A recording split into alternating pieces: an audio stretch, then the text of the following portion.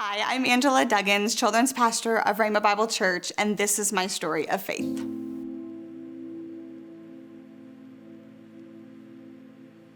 So my pregnancy was going great, very uneventful. She did have some enlarging of her kidneys, which they were watching. They weren't really concerned with it. They said it'll probably straighten out, a few months after birth, but obviously we need to watch it. They did start scheduling me for what's called a non-stress test. I had to do that twice a week. Well, at 37 weeks, we just had a normal day with my husband, and actually my little guy Truett, when he was little, we had a day off and we kind of knew, hey, baby's coming soon, let's just have a fun day out. But at the same point, I kind of knew something was up, just didn't know what. My doctor actually called because I was scheduled for my non-stress test later on, right before I went to work that evening, and they actually called and said, hey, you're the last appointment of the day. I'm sure they just wanted to get out of there, but hey, can we move it forward 2 hours? I'm like, sure, why not? I'm on my way. So I headed in 2 hours earlier than expected, which I was happy because I was like, hey, I'm actually gonna get to work on time, sweet. I get there, they begin the non-stress test, and the nurse is talking to me, and she goes, hey, how long has baby had the extra heartbeat?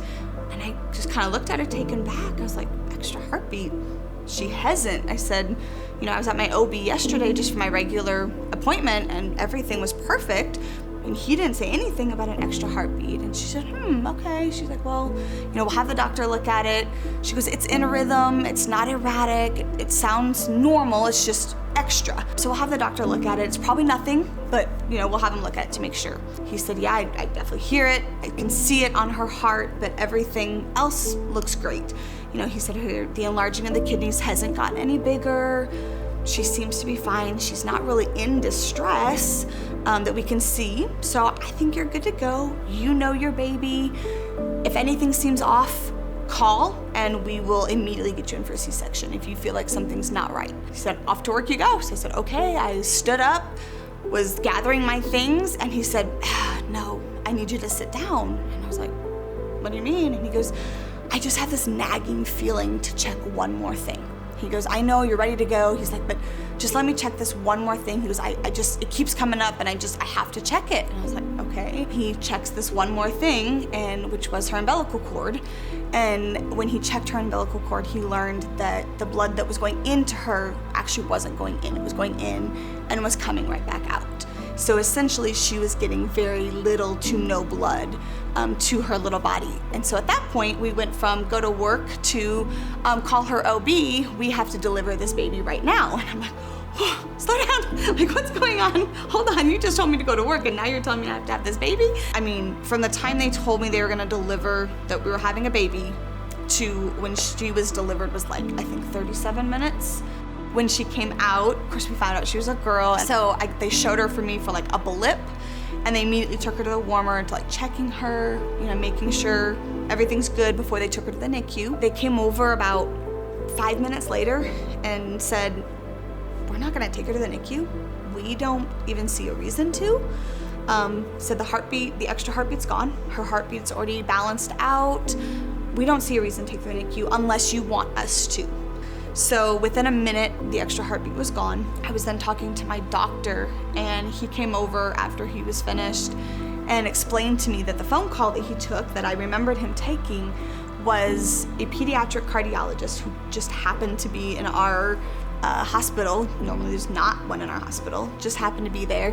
The neonatologist called him to have him come look at the scans.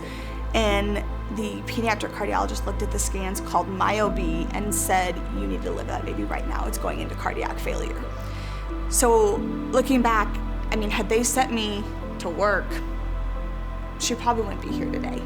I know that. It's not a probably. She wouldn't be here today. I know it was completely God. I mean, it was completely God. It was our praying on the offense that prepared the way. My parents arrive because we were in a different state, and when my parents arrive, we're kind of downloading all this information again to them, and my mom looks at me and she says, Pastor Hagen did a healing line this past Sunday, which would have been the Sunday before she was born, and she said, your dad and I both went down for our shoulders, and she goes, when we both went down, when we got down, we both felt impressed that we were not standing there for ourselves any longer. We were standing there for Angela's baby. but we didn't tell each other that until we got back to our pews. So like the Holy Spirit was working there. I mean, I thank Pastor Hagen for being obedient to do a healing line on Sunday morning. Even that alone, I mean, it's just crazy because it could have been completely different. Of course, within a couple weeks, we had like 1 million appointments that they wanted us to go to. Every appointment we went to, she was absolutely perfect. They didn't even really know why she was there. Like they were kind of like, why did they send you? Because she was perfect. And she has never had one problem since. She's now 6.5 years old, thriving, sassy, living her best life. And I just thank God every day for everything that RHEMA has taught us. Just being brought up in this church, how we've learned to pray, not just when there's a problem, but to pray on the offense, to cover everything that's coming.